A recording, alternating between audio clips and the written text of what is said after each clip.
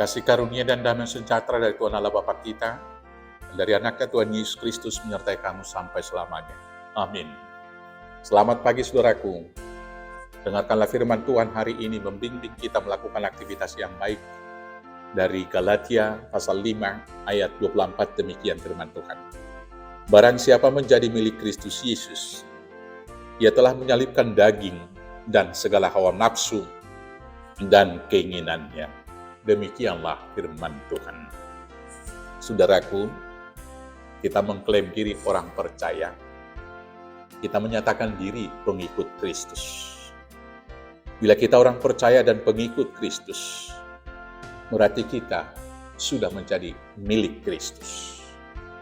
Apakah tandanya kita milik Kristus? Tanda yang pertama secara teologi dan liturgis tentu adalah ketika kita sudah dibaptis. Ketika kita dibaptis, itulah pernyataan iman dari orang tua kita yang mengatakan bahwa kita adalah umatnya, miliknya, dan Tuhan adalah Allah kita. Dan ketika kita dibaptis, kita sudah menjadi satu di dalam kematian Kristus, dan kemudian satu di dalam kebangkitannya. Artinya kita sudah mengalami hidup yang baru, dan hidup yang kita hidupi sekarang adalah hidup di dalam Kristus Yesus. Tanda yang berikut adalah ketika kita sudah menerima pengajaran tentang firman Tuhan.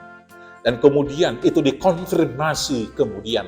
Konfirmasi iman dilakukan ketika kita menyaksikan CD. Ditanyakan, apakah saudara percaya tentang firman Tuhan yang saudara pelajari dari perjanjian lama dan perjanjian baru adalah jalan menuju kepada kehidupan? Apakah saudara percaya bahwa Yesus Kristus adalah juru selamat dan seterusnya? Di sana kita sudah menyatakan, saya percaya. Dan kemudian, tandanya kita bahwa kita sudah menjadi milik Kristus, kita menyaksikan iman percaya kita dengan mengatakan, aku percaya kepada Allah Bapa, percaya kepada anaknya Yesus Kristus, dan percaya kepada Roh Kudus. Tapi lebih daripada itu semua, secara teologi dan liturgis tadi, tanda daripada orang-orang yang percaya dan milik Kristus, Tuhan Yesus mengatakan, dari buahnya engkau mengenal mereka.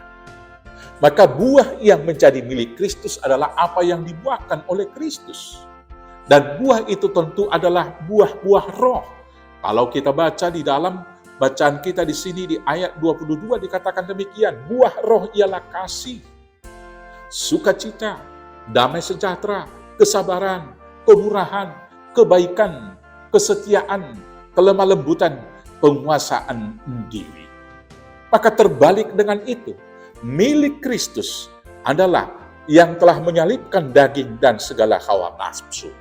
Apakah yang harus kita salibkan, yang harus kita buang dari kehidupan kita kalau kita sudah milik Kristus? Yang harus dibuang adalah percabulan, kecemaran, hawa nafsu, penyembahan berhala, sihir, perseteruan, perselisihan, iri hati, amarah, kepentingan diri sendiri, percideraan, roh pemecah, kedengkian, kemabukan, pesta pora, dan lain sebagainya. Saudara-saudaraku yang terkasih, hal ini masih terus senantiasa akan menggoda kehidupan kita. Tapi orang yang sudah di dalam Kristus harus mampu menyalibkan keinginan-keinginan tadi. Pertama sekali kepentingan diri sendiri. Ini yang membuat manusia sekarang sering jatuh kepada perselisihan, egois. Dan itu kemudian yang dilawan oleh Tuhan dengan mengutamakan kepentingan orang lain.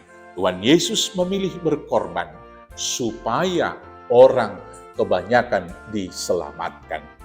Adam yang pertama malah memilih mengorbankan Hawa, tetapi Yesus menjadi korban untuk keselamatan. Inilah sebagai tanda milik Kristus, berkorban. Yang kemudian, saudara-saudaraku yang terkasih, iri hati. Kain membunuh adiknya Habil karena iri hati. Sampai saat ini juga iri hati ini masih senantiasa mengikuti kita. Maka mari kita salibkan semuanya itu. Saya akan bacakan untuk kita ayat 25 dan 26 dikatakan demikian. Jikalau kita hidup oleh roh, baiklah kita hidup juga dipimpin oleh roh. Dan janganlah kita gila hormat Janganlah kita saling menantang dan saling mendengki. Kita milik Kristus. Mari kita salibkan keinginan-keinginan daging. Tuhan Yesus memberkati. Amin. Kita bersatu dalam doa. Terima kasih Bapa yang baik. Tuhan telah menebus kami.